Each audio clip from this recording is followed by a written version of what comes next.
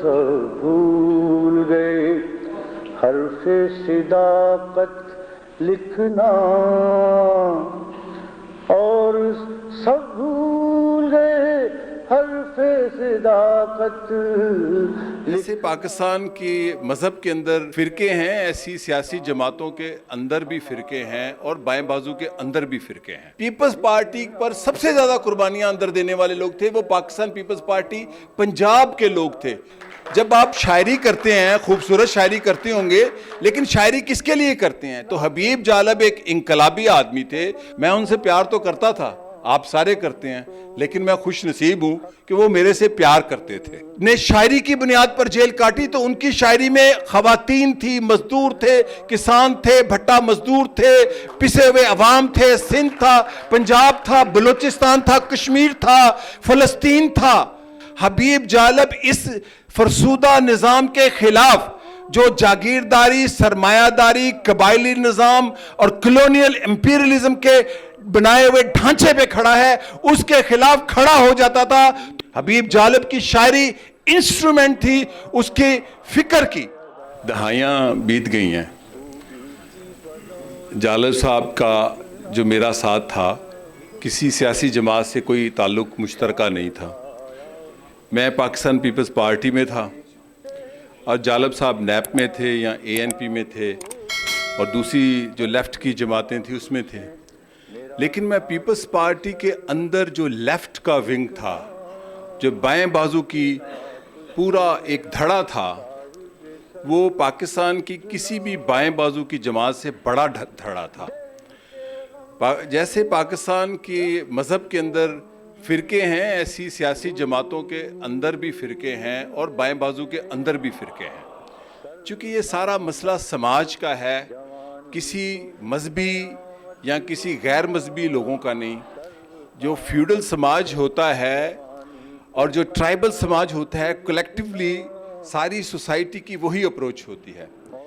تو Peoples party کے اندر کا جو بائیں بازو کا دھڑا تھا، یہ بڑی اہم بات ہے، جس کی قیادت بابا سوشلزم شیخ محمد رشید کرتے تھے، اور پاکستان پیپلز پارٹی نے جو بڑی جدوجہد کی ضیاء الحق کے خلاف 11 سال، سب سے زیادہ قربانیاں دینے والی جو صوبہ تھا وہ پنجاب تھا، سندھ نہیں تھا۔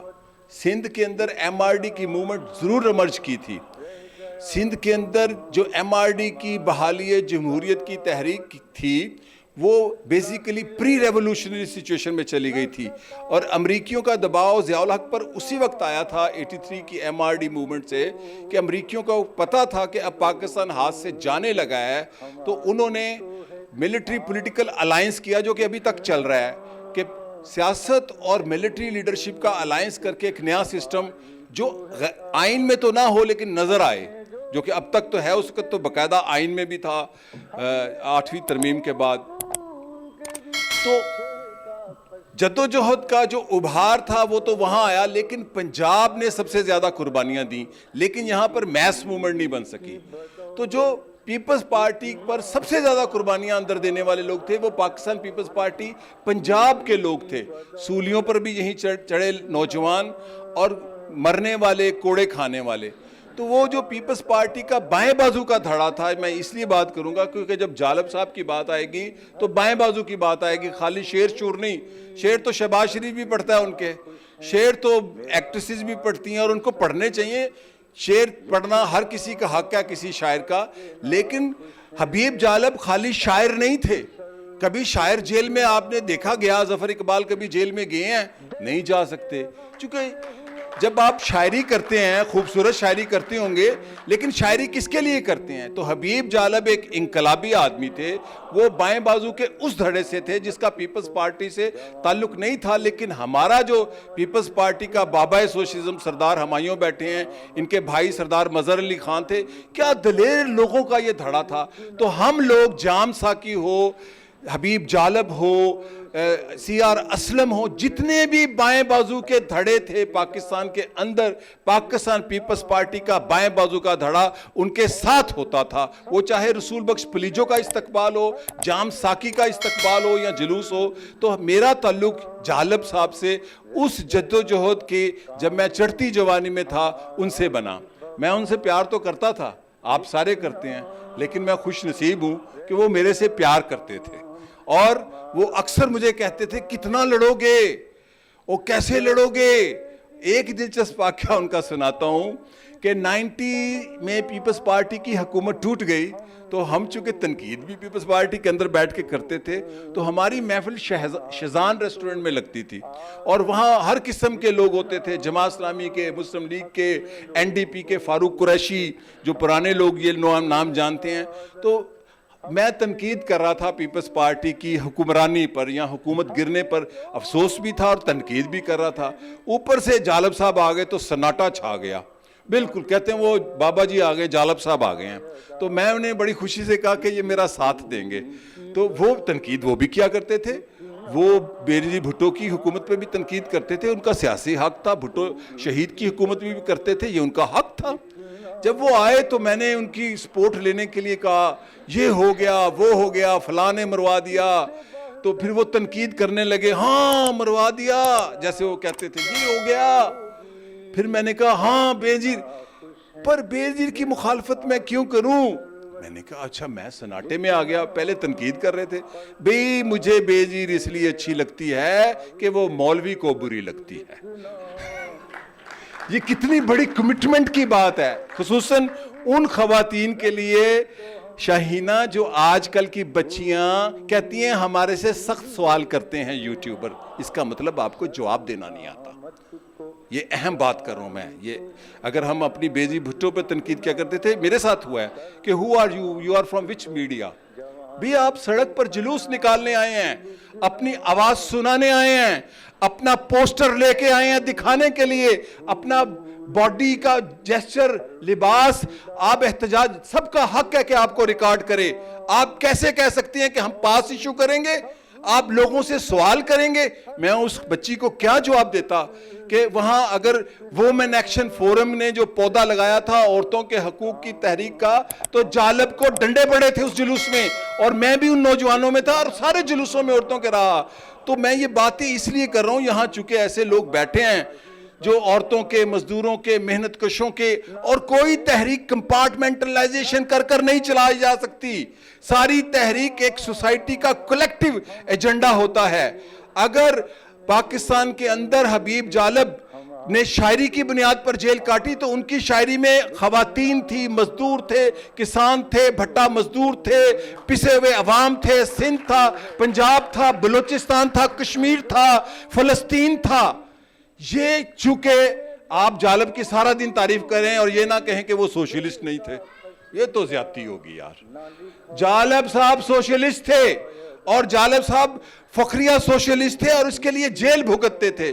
مجھے ایک اپنے ساتھی جو کہ قومی محاذ آزادی کے لیڈر تھے, روزی خان, وہ رہا ہو کے آئے تو ہم نے جلسہ رکھا.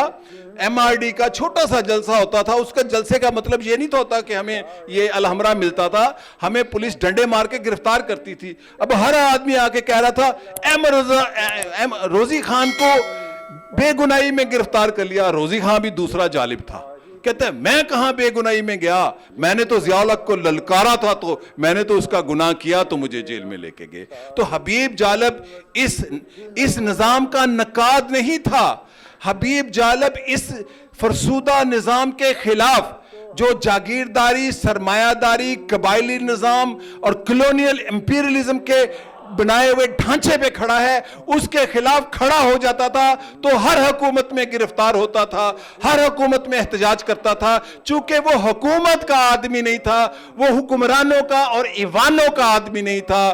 حبیب جالب سرعام جدوجہد کرنے والا انقلابی تھا, اور اس کی شاعری جو تھی, حبیب جالب کی شاعری انسٹرومنٹ تھی اس کی فکر کی.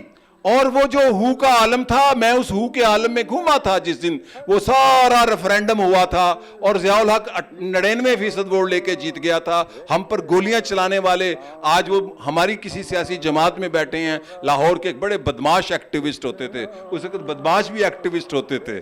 یہ بڑی اہم بات ہے.